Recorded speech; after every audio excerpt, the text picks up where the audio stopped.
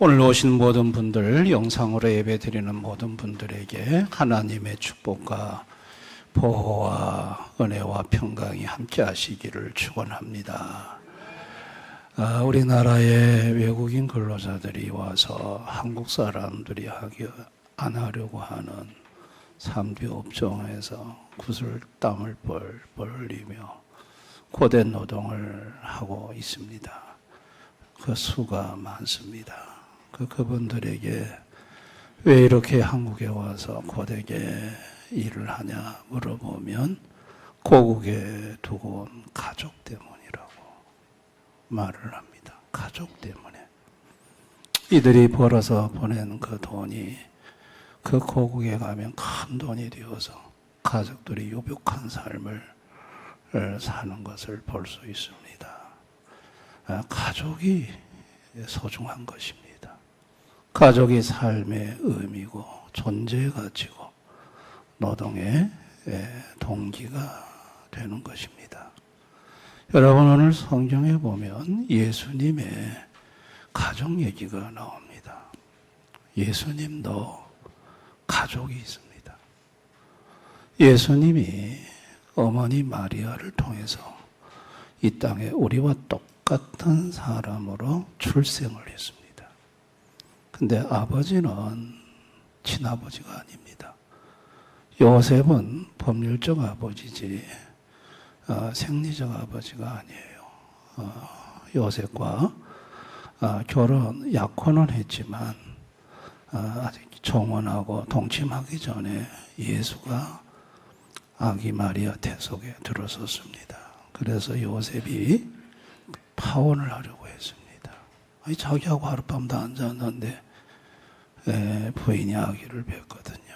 그때 하나님께서 요셉에게 찾아와서 그 아기는 다른 남자와의 관계성 속에서 생긴 아기가 아니고 지극히 높으신 하나님의 능력으로 잉태된 하나님의 아들임을 알려주었고, 그래서 요셉은 그 여인을 아내로 맞이하고 예수님이 태어날 때까지 동침하지 않았다고 했습니다. 그래서 아기 예수가 태어났고, 예수님은 그래서 다윗의 후손인 요셉의 일가 다 친족이 되었고, 마리아의 가족도 친족이 되었습니다. 예수님이 탄생하고 난 다음에 요셉과 마리아 사이에 이제 예수님의 동생들이 태어났는데 남자만 4명입니다. 그리고 여자는 그 수를 정확히 밝히진 않았지만 남동생과 여동생들이 있었어요. 그런데 오늘 예수님의 어머니 마리아와 남동생과 여동생이 예수님 사역하는 현장에 찾아왔어요. 찾아와가지고 밖에서 예수님을 잠시 나오라고 하는 거예요. 사람을 보내서. 왜 찾아왔냐면 마가복음 3장 20절 21절에 보면 집에 들어가시니 무리가 다시 모이므로 식사할 겨를도 없는지라 예수의 친족들이 듣고 그를 붙들려 나오니 이는 그가 미쳤다 하밀러라. 예수님이 밥도 안 잡수시고 일하는 걸 본 거예요. 친족들이. 사람들이 모여와서 예수님을 찾으면 식사라도 좀 하고 나가야 하는데 식사할 겨를도 없이 나가서 그 사람들의 요구를 들어주고 예수님이 가르치는 사역, 고치는 사역, 전파하는 사역, 3대 사역입니다. 이 사역을 하는 걸 보고 친척들이 저건 제정신이 아니다. 뭐가 한참 잘못돼도 잘못되었다. 그거를 예수님의 어머니 마리아한테 얘기를 했고, 마리아는 그 얘기를 들으니 어머니로서 걱정이 딱 되고, 그래서 동생들을 데리고 예수님 사역 현장에 왔습니다. 도시락 싸들고 오지 않았겠습니까? 식사할 겨를도 없이 끼니를 걸으면서 일한다고 하는 소리를 들은 어머니가 빈손으로 왔겠습니까? 음식을 준비해서 와서 잠깐 나와서 이 음식도 먹고 또 친척들이 염려하는 그런 염려가 사실인지 어머니로서 또 형제들이랑 확인하고 싶었던 것이지요. 근데 예수님이 밖에서 가족들이 찾는다는 얘기를 듣고 나오시기는커녕 누가 내 어머니냐 동생들이냐 둘러앉은 사람들에게 그렇게 말씀을 하시면서 35절에 누구든지 하나님의 뜻대로 행하는 자가 내 형제요 자매요 어머니이니라 라고 말씀을 하셨어요. 여러분, 이 소식을 들은 어머니와 동생들은 섭하죠. 아니 누가 내 어머니냐 동생들이냐. 그리고 앉아있는 사람들도 당혹스럽죠. 아니 밖에 어머니가 계시고 동생들이 있으면 잠깐만 있으십시오 하고 나가면 될 텐데 갑자기 누가 내 어머니고 내 동생들이냐 하면서 나가시기는커녕 하나님의 뜻대로 행하는 자가 내 어머니고 동생들이고 여기 앉아있는 너희들이 내 어머니고 내 동생들이라고 말씀을 하시는 거예요. 여러분, 예수님은 그러면 가족에게 소홀히 하셨던 분인가? 그렇지가 않아요. 예수님의 법률적 아버지 요셉의 이름은 성경에서 일찍 사라졌습니다. 아마 돌아가신가 봐요. 그래서 예수님이 30세쯤까지 공생애를 시작하기 전까지 아버지의 직업인 직업을 이어받아서 그 어머니와 동생들을 봉양했던 분이세요. 십자가에 죽으실 때는 사도 요한에게 내 어머니를 부탁한다고 말씀하시는 가족을, 육신적 가족을 잘 돌보셨던 분이에요. 근데 오늘 예수님이 왜 이런 말씀을 하실까? 예수님이 이 말씀을 하시는 것은 혈연적, 육신적 가족이 아니라 하나님의 가족에 대해서 말하는 거예요. 하나님의 가족의 기준을 말씀하는 거예요. 여러분, 인간이 죄로 타락하기 전에는 인간은 자신을 창조한 하나님을 아버지라고 불렀어요. 하나님의 가족이 있었어요. 근데 그 하나님의 가족이 에덴 동산에서 행복하게 살고 있을 때 사단이 왔어요. 그리고 하나님의 뜻을 의심하게 만들고 불순종하게 했어요. 하나님과의 언약을 파괴하게 했어요. 그로 인해 가지고 하나님과 단절이 됐고 이걸 영적 죽음이라고 해요.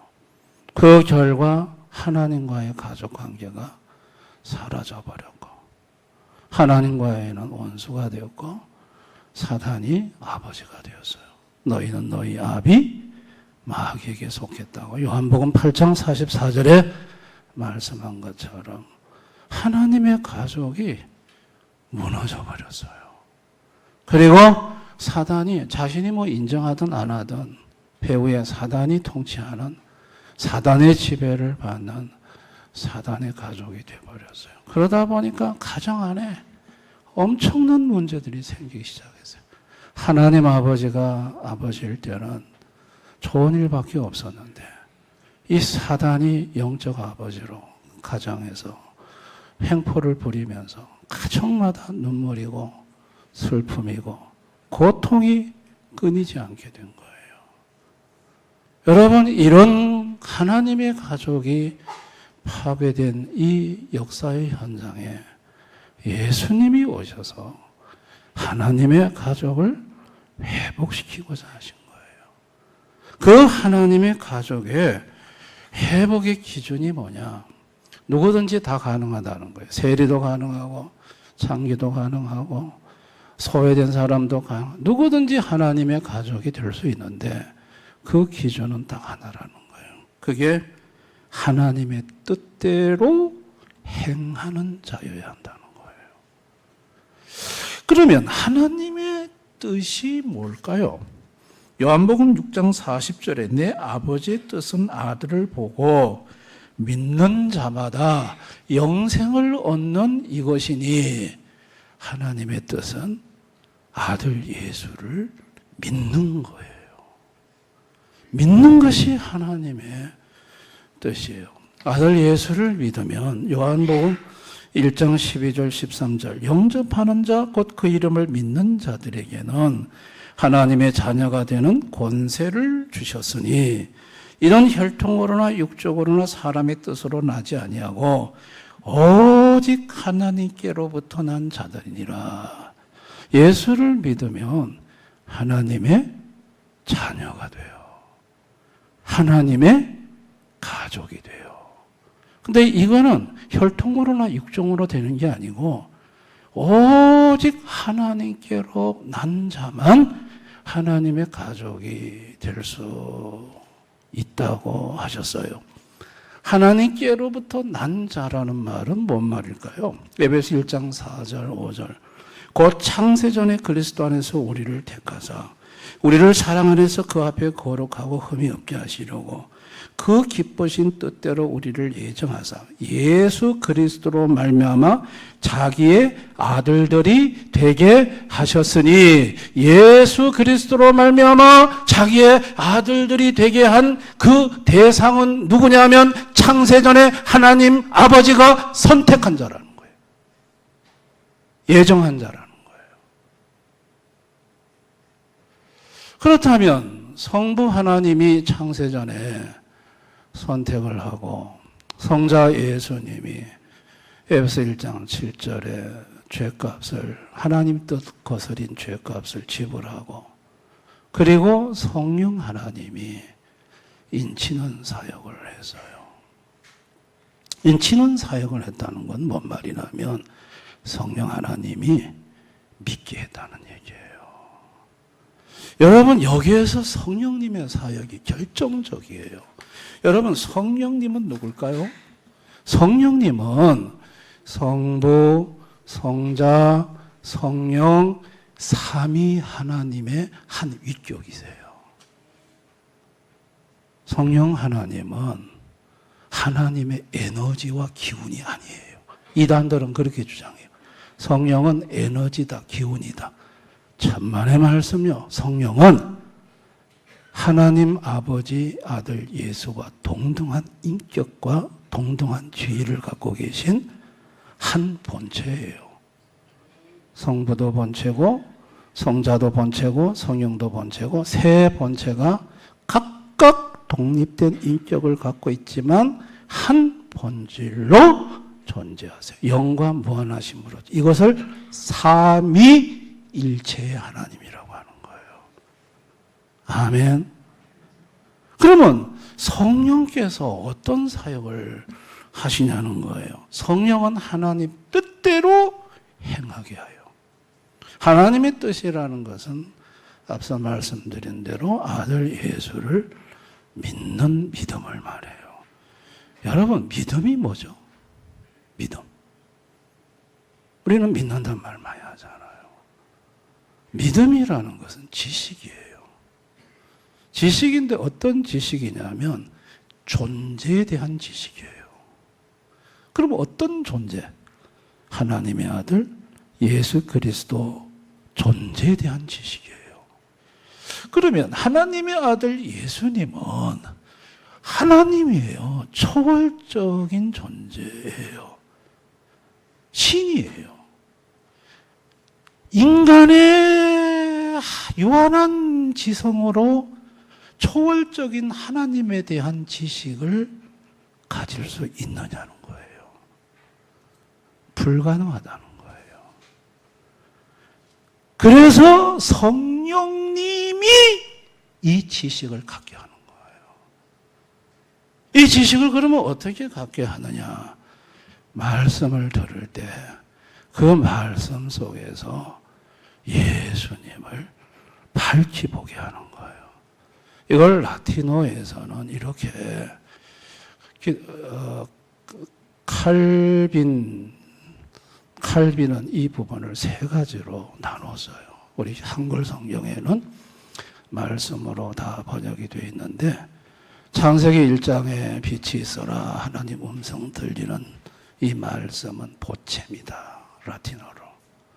그리고 또 예수님이 이 땅에 오셔서 프리칭 선지자들이 와서 강론하고 설교한 이건 베르브입니다. 그리고 요한복음 1장 1절에 태초에 말씀이 계셨으니 이 말씀이 곧 하나님이시라. 이 말씀이 육신에 되어 왔다 할 때 그 말씀이신 예수 그리스도를 세르모넴이다. 보챔이나 베르봄이나 세르모넴은 다 같이 한글 성경에는 말씀으로 로고스로 번역이 되어 있어요. 그런데 성령님은 어떤 일을 하시냐면 베르봄을 들을 때 보챔에 하나님의 음성을 가지고 베르봄 하나님의 말씀이 강론될 때 그럴 때 성령님은 그 말씀에서 세르모넴을 보게 하는 거예요. 하나님이신 예수를 보게 하는 거예요. 하나님이신 예수를 보게 하는 이것을 가르쳐서 성령의 조명이라고 말해요. 성령께서 조명을 하는 거예요. 믿음의 자손은 어딜까요? 믿음은 우리 속에, 우리 몸속에 어디에 있는 걸까요? 하트에 있어요. 마인드와 영혼의 기능이 마인드와 하트인데 우리의 심정에 믿음이 자리 잡아요. 이 심정에 말씀을 들을 때 성령이 환하게 조명을 해요. 깨닫게 한다는 거예요. 깨닫게 하면서 우리 인간의 지성으로는 도무지 이해할 수 없는 초월적인 존재이신 예수 그리스도에 대해서 이분이 하나님이시구나 알게 한다는 거예요. 그 순간에 성도들의 영혼이 환하게 밝아지는 느낌을 받아요. 이것을 다른 용어로 접붙였다고 말을 해요. 또 다른 표현으로 거듭났다고 말을 해요.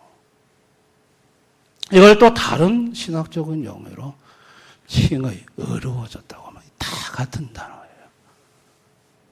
그러니까 이걸 누가 하시느냐? 성령님이 하시는 거예요. 그 어떤 인간도 베르봄에서 세르모넴을 보게 할 수 없어요. 여기 있는 목사도 베르봄을 해요. 지금 설교를 하지만 이 설교를 가지고 여러분으로 하여금 초월적인 존재이신 예수 그리스도를 보게 할 수는 없어요. 이것은 성령님만 가능해요. 아멘. 성령님이 이걸 보게 하고 믿어지게 만드는 거예요. 그리고 이게 이제 믿어지면 예수님이 이제 예수님이 하나님이시구나. 이게 이제 알게 되니까 그 다음부터는 예수님에 대해서 막 전폭적으로 성령이 관심을 갖게 하고 예수님을 닮게 하고 예수님의 삶을 살아갈 수 있도록 성령이 도와주시는 이걸 성화라고 그래요.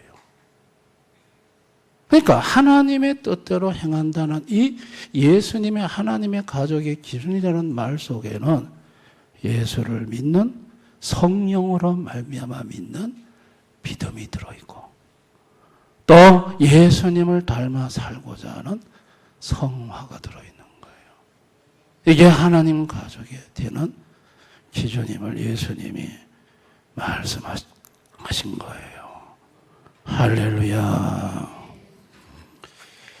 근데 예수님이 이 땅에 오셔가지고 바리새인 서기관들을 봤어요.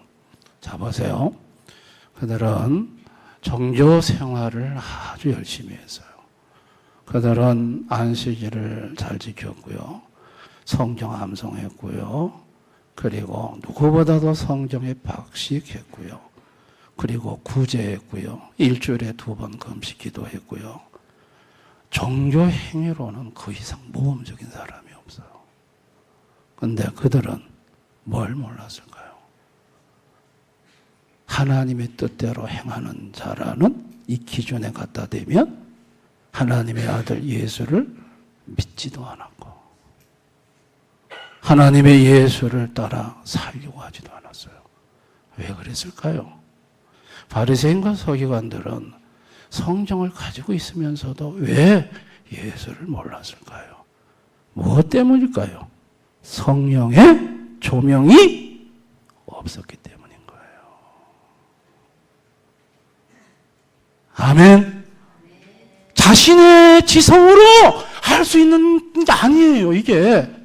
그래서 예수님 뭐라고 하셨냐면 아버지께서 내게로 이끌지 않으면 나에게로 올 수 없다고 그랬어요. 아무리 성경을 가지고 종교 생활을 열심히 해도 아버지께서 내게 이끈다는 말은 성령이 조명해 주지 않으면 나를 볼 수가 없다고 그랬어요.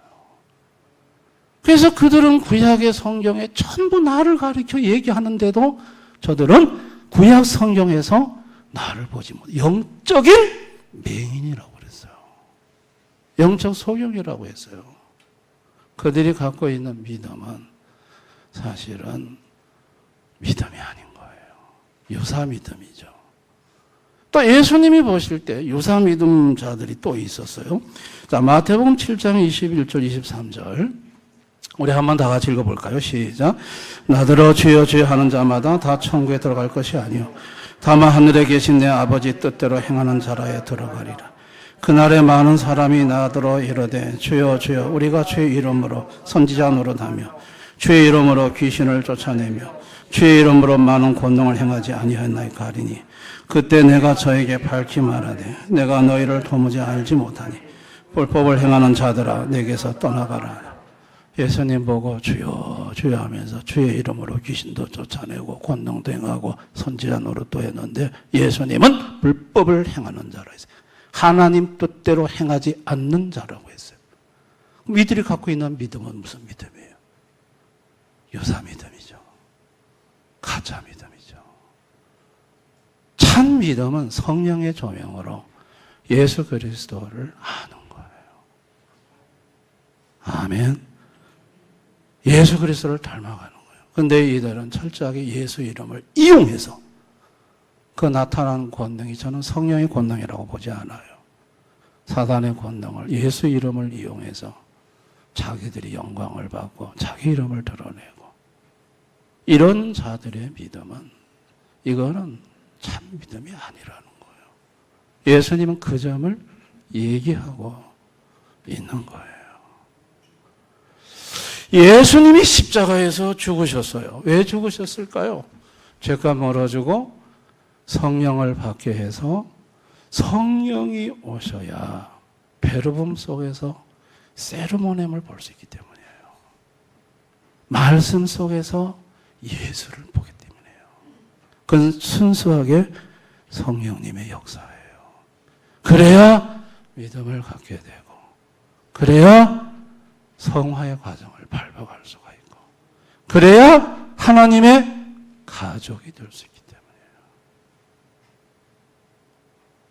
아멘. 축복은 가족이에요. 축복이 뭐냐? 하나님의 가족이 되는 게 축복이에요. 땅의 혈연적 가족은 죽음으로 다 끝나요. 그러나 하나님의 가족은 죽음 이후의 세계까지 영원히 연결돼요. 할렐루야. 이 하나님의 가족이 되는 게 복인 거예요. 하나님 아버지는 아들 예수를 보내 죄값 물어주고 성령을 받게 해서 너희의 참 아버지가 누군지를 가르쳐주고 싶었어요. 그래서 갈라디아 4장 6절 우리 한번 다 같이 읽어봅니다. 시작. 너희가 아들이므로 하나님이 그 아들의 영을 우리 마음 가운데 보내사 아빠 아버지라 부르게 하셨느니라. 성령을 아들의 영이라고 그랬어요. 양자 영이에요. 이 성령이 그 사람 속에 들어오면 하나님을 아빠라고 부른다는 거예요. 하나님을 아버지로 부른다. 하나님은 아들 예수를 보내서 그 아들 예수를 믿음으로 믿게 함으로 성령 주어 양자영을 주어 자신을 향해 아빠 하고 부를 수 있도록 만들어주고 싶으셨던 거예요. 할렐루야. 이렇게 하나님을 아빠, 아빠라고 이제 부르는 사람이 되면 그 사람은 하나님의 가족이 된 거예요. 그리고 하나님의 가족이 되면 하나님의 기업을 상속받는 거예요. 하나님의 기업은 천국이죠. 너무나도 아름다운 곳이죠. 그 하나님 나라를 기업으로 상속을 받고 그리고 죽어서는 천국 가는 거죠. 하나님 나라로 가는 거예요. 뿐만 아니라 이 땅에 사는 동안 하나님의 보호 속에 하나님 아버지가 보호를 하세요. 로마서 8장 15절 너희는 다시 무수하는 종의 영을 받지 아니하고 양자의 영을 받았으면 우리가 아빠 아버지라고 부르짖는 다시 무수하는 종의 영 사단이죠. 귀신들이죠. 이런 영을 너희들이 다시 받지 않고 그 속에 돌아가서 너희들이 고통받지 아니하고 이 아빠 아버지 품 속에서 너희들이 온전히 보호받으며 사는 존재가 된다는 거예요. 뿐만 아니라 빌립보서 4장 19절에 나의 하나님 그리스도 예수 안에서 영광 가운데 그 풍성한 대로 너희 모든 쓸 것을 채우시리라. 하나님 아버지가 공급을 하세요. 내가 사는 게 내 힘으로 사는 것 같지만은 아니에요. 만물의 주인이 되신 아버지가 친히 쓸 것을 공급을 하세요.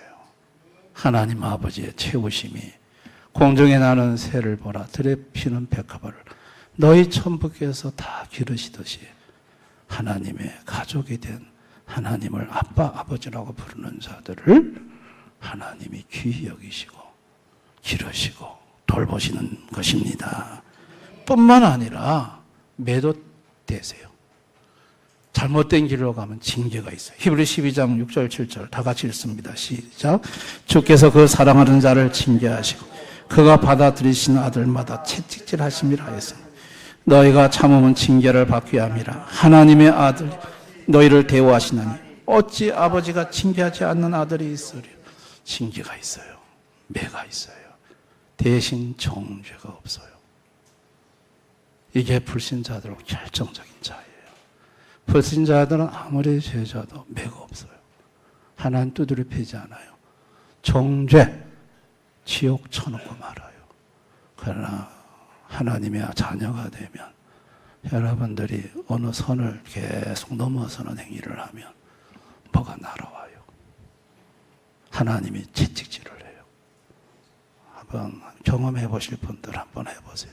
일부러 어긋장 한번 계속 놔보세요. 하나님으로부터 채찍이 날아옵니다. 그건 왜 그러냐면 하나님의 자녀라는 거예요. 아들처럼 대우한다는 거예요. 그래서 하나님은 고치시는 거예요. 할렐루야. 오늘 하나님의 가족이 아닌 불신자들은 죄송하지만 그들이 인정하든 안 하든 배후에 사단이 있어요. 그래서 다 이유 알 수 없는 환난이나 사고나 사건 속에서 괴로움을 당하고 늘 눈물과 고통으로 살아가는 인생이 될 수밖에 없어요. 하나님을 모르는 불신자들도 그 마음속에 종교의 씨앗이 심어져 있어요. 종교의 씨앗은 양심이에요. 양심은 정확하게 원어로 말하면 누구와 함께하는 지식이에요. 그 누구가 누구냐면 하나님이에요. 그러니까 불신자들도 속에 종교의 씨앗인 양심이 있기 때문에 뭔가 신적인 존재와 함께해야 한다는 것이 그 양심 속에 심어졌기 때문에 자꾸 뭔가를 찾아가요.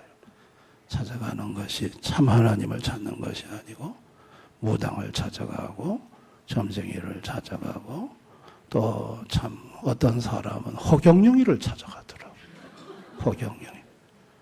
허경영이를 찾아가서 허경영이한테 축복을 한번 받으려면 100만 원을 내야 돼. 100만 원. 그래서 100만 원을 딱 내면 허경영이가 딱 손 얹고 축복기도 해줘요. 허경영이한테 6천만 원까지 갖다 온 집안이 대대로 축복을 받으려고 하면 그래서 축복받기 위해서 6천만 원을 갖다 줬다. 허경영이 지금 엄청난 부자입니다. 아유, 그 사기꾼한테 가서 그걸 하나님이라고 축복받기 위해 줄을 섰어요. 왜 그럴까요? 그들 속에는 하나님이 없기 때문이에요. 하나님이 없는데 하나님을 찾고자 하는 종교의 씨앗이 하나님이 심어놓은 그 속에 있기 때문에 뭔가를 자꾸 찾는 거예요. 찾지만 참 하나님을 발견하지 못하고 그렇게 엉뚱한 짓 하다가 사기당하고 지옥 가는 인생이 불신 인생들입니다. 여러분, 그런 인생들은 예수님 앞에 와야 하는 것입니다. 성도의 축복은 하나님의 가족이 된 거예요. 여러분, 성도가 교회에 와서 여러분들이 하나님의 말씀을 듣는 도중에, 베러봄을 듣는 도중에 성령이 여러분 속에 임하셔서 여러분의 영혼을, 여러분의 정확히 말하면 영혼의 하트의 기능을 많이 밝혀서 그 베러봄 속에서 세르모네미신 초월적인 하나님을 여러분으로 하여금 인지하게 하고 알게 하신 거예요. 할렐루야. 이게 성도에게 주신, 이걸 가르쳐서 에베소 2장에 믿음을 선물이라고 한 거예요. 믿음은 성령에 의해 초월적인 존재에 대한 지식, 예수 그리스도에 대해 환히 알게 하지 않으면 알 수가 없는 거예요. 아멘. 이런 점에서 믿음이 선물인 거예요. 믿음이 선물인 거예요. 그렇게 해서 그 예수를 믿는 순간, 여러분은 예수님에게 젖붙임을 당했고 예수의 의가 값없이 여러분에게 전가되어 와서 여러분은 예수의 의로 의인이 되어 구원을 받는 거예요. 할렐루야. 그리고 성령께서 계속해서 이제는 예수의 말씀이 너무 꿀처럼 달고 예수님을 사랑하고 예수님을 붙잡고 살아가는 인생이 되게 하시는 거예요. 그래서 성도에게 나타난 두 가지 특징이 뭐냐면 믿음과 성화예요. 예수 그리스도를 암, 그리고 예수 그리스도의 삶, 암과 삶이 시작되는 거예요. 이게 하나님의 뜻대로 행하는 자인 거예요. 이게 하나님의 가족인 거예요.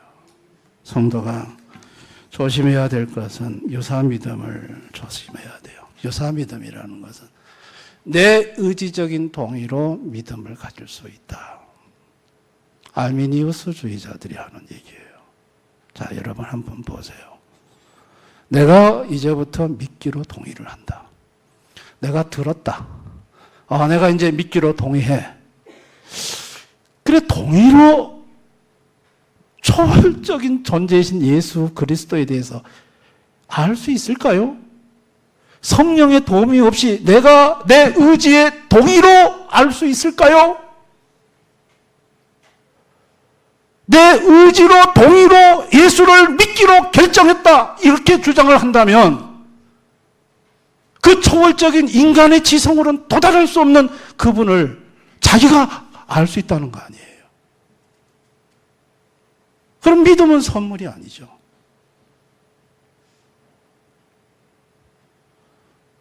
이렇게 자기가 내가 믿기로 결정했으면 믿는 거고 내가 믿지 않기로 결정 안 했으면 안 믿는 거다.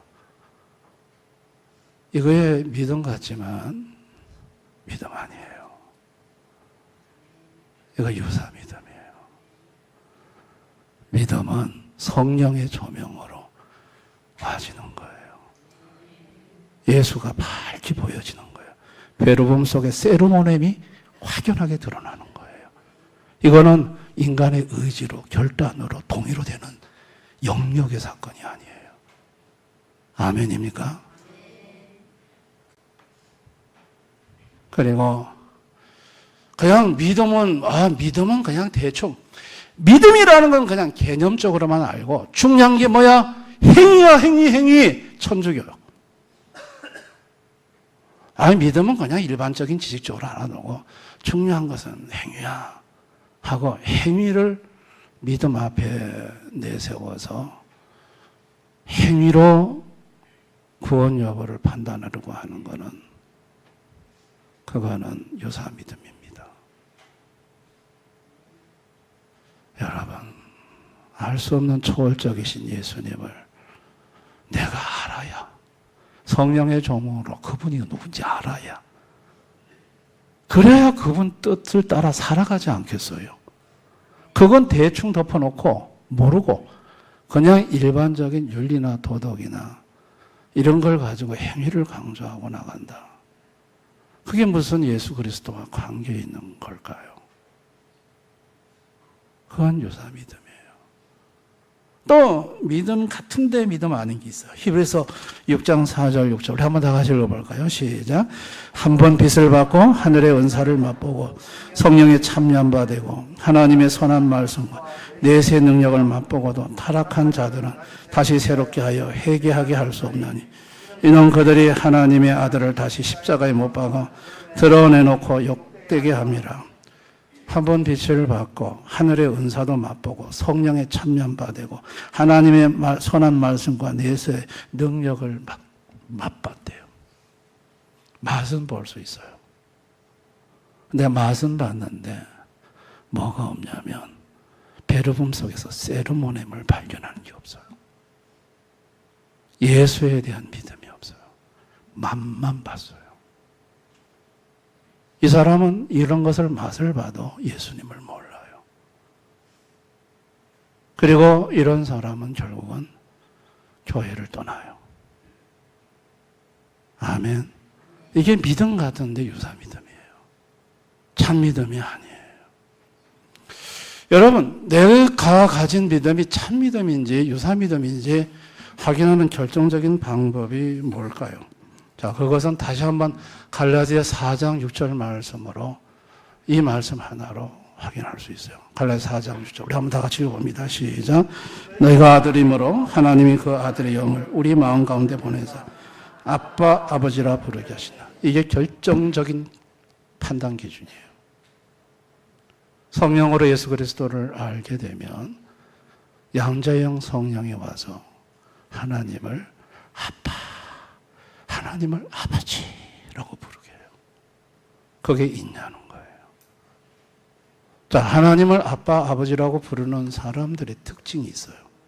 그게 뭐냐면 징계가 올 때 아버지 품에 파고들어요. 근데 이게 없는, 아들의 영이 없는 사람은 쉬 하고 떠나요. 결정적인 차이예요. 양자의 영이 있는 사람은 인생을 살다가 환난을 만나고 어려움을 만나도 계속 하나님 아버지 품으로 뛰어들어가요. 아빠, 아빠 하면서. 근데 이 아버지 영이 없는 사람은 신앙생활하다가 힘들고 어려고 내 뜻대로 안 되면 다 쓸데가 없네 하고 가버려요. 속에 아빠, 아버지라고 부르는 사람은, 하나님의 영이 있는 사람은 바라는 것은 하나님의 기업이에요. 없는 사람은 보상이에요. 집의 아들이 아버지의 기업이 때로 어려워도 그 기업을 가지고 어려워도 아버지 옆에서 그 기업을 일으켜 세우려고 노력을 해요. 고용인은 보상이 없으면 떠나요. 여러분, 내 속에 하나님의 영, 양자의 영이 있어서 아빠, 아버지라고 부르짖는 성도는 보상을 바라고 신앙생활하는 게 아니에요. 고용인이 아니에요. 아버지의 기업을 바라보는 거예요. 아멘. 신앙생활하다 힘들고 어려워도 내가 기대한 보상이 하나도 고용인이 아니기 때문에, 아들이기 때문에 아버지의 나라, 그 기업을 바라보면서 나가는 것이죠. 내 속에 있는 믿음이 참 믿음인지 유사 믿음인지 진단하셔야 돼요. 확인하셔야 돼요. 하나님의 뜻대로 행하는 자라는 말의 의미가 하나님의 가정이 일원이 된다는, 하나님의 뜻대로 행하는 자란 말의 의미가 무엇을 의미하는지를 오늘 예수님은 분명하게 가르쳐 주셨어요. 어떻게 하면 될까요? 오늘 목사님 설교를 들어보니까 나는 아무래도 아직 고용인 같아. 하나님의 자녀가 아닌 것 같아. 그렇게 느껴지는 분들이 있다면 소망을 가지시기 바라요. 여러분을 하나님이 이 베르붐이 있는, 설교가 있는 말씀의 장소로 여러분을 이끄시는 이유는 성령님이 이 베르붐 속에서 세르모넴을, 아들 예수를 드러내 보이기 위해서 이 자리로 이끄신다는 것을 기억할 수 있기를 바랍니다. 그리고 모든 성도님들은, 여러분들은 베르붐에 주목하셔야 돼요. 하나님은 보챔을 베르붐으로 표현을 하세요. 이 강단의 목사를 세워서 설교를 하게 하세요. 그리스도의 말씀을 전하게 하세요. 그럴 때 성령님이 이 말씀 속에서 세르모넴을 만나게 하세요. 예수를 만나게 하십니다. 할렐루야. 예수님을 매주마다 와서 말씀을 들으며 만나는 성도는 믿음이 더 확고해져요. 근데 설교를 듣는 도중에 세르모넴을 만나지 못하는 사람은 믿음이 약화될 수밖에 없어요. 그래서 성도에게 설교의 집중이 얼마나 중요한가를 아셔야 돼요. 아멘. 목사가 개인적인 얘기, 개똥 철학 얘기하지 않고 성경을 가지고 얘기할 때는 여러분들이 저 오늘 베르붐 속에서 성령님이 역사하여 세르모님이신 예수님을 만나게 한다. 그 주님을 만나면 여러분에게 어마어마한 일들이 일어납니다. 할렐루야. 그래서 참 믿음, 참 신앙을 가지고 사시다가 유사 믿음 속지 말고 참 믿음 가지고 사시다가 다 구원받아 천국 가는 우리 대원의 가족들이 되었으면 좋겠습니다. 이 말씀 생각하면서 우리 한번 이 시간 다 같이 통성으로 한번 기도하겠습니다. 나의 믿음이 믿음 같았는데 오늘 말씀에 비춰보니까 이게 정말 가짜일 수도 있었겠구나. 그저 성경, 그 다음에 뭐 종교 생활 그런 거 가지고 자랑하면서 진작 내 속에 예수가 없는, 예수님을 알지 못하는, 정말 내 속에 양자의 영이 있는가? 내가 하나님을 정말 아빠, 아버지라고 불러지는가? 내가 교회 다니면서 무슨 병 고치고 귀신 쫓아내고 은사, 그게 믿음인 줄 알았는데 불법을 행하는 자들아 내게서 떠나가라 하는 주님의 말씀에 그것도 믿음이 아니라는 거. 믿음이라는 것이 단순히 내가 믿기로 결정하면 믿어지는 줄 알았는데 그게 아니라 성령에 의해 조명이 되어 베르붐 속에서 세르모님이신 예수를 알아 발견되어져야 된다는 거. 이 믿음이 선물로 와줘야 된다는 거. 오늘 우리가 너무나도 중요한 주님의 말씀을 들었습니다. 나는 지금 현 주소가 어디입니까? 나의 영적 현 주소는 어디입니까? 주님 앞에 우리 시간 기도하고 사모하며 간구했으면 좋겠습니다. 베르붐 속에서 세르모님인 예수를 만나 믿음을 갖게 하시고 더 확고한 믿음으로 자랄 수 있게 해달라고 우리 한번 이 시간 다 같이 통성으로 간절히 기도하겠습니다. 아버지,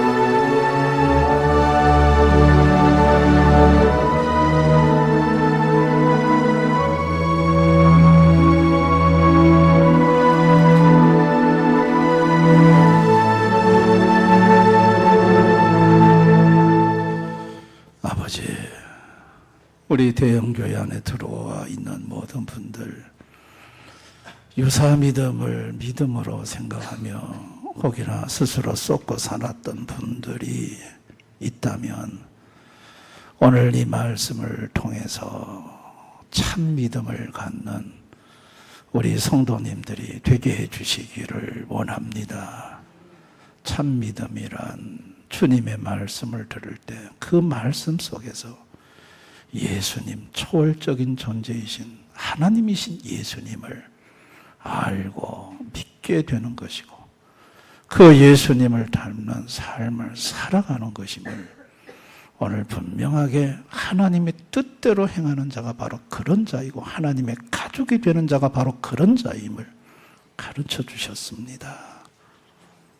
그와 같은 믿음으로 하나님의 가족들이 다 되는 우리 대연의 성도들이 되게 하여 주옵소서. 성도들이 교회에 와서 목사를 통해 베르음을 들을 때 성령님 그 속에 세르모니이신 예수를 꼭 만나게 해주시기를 원합니다. 감사드리옵고 예수님 이름으로 기도드리옵나이다. 아멘.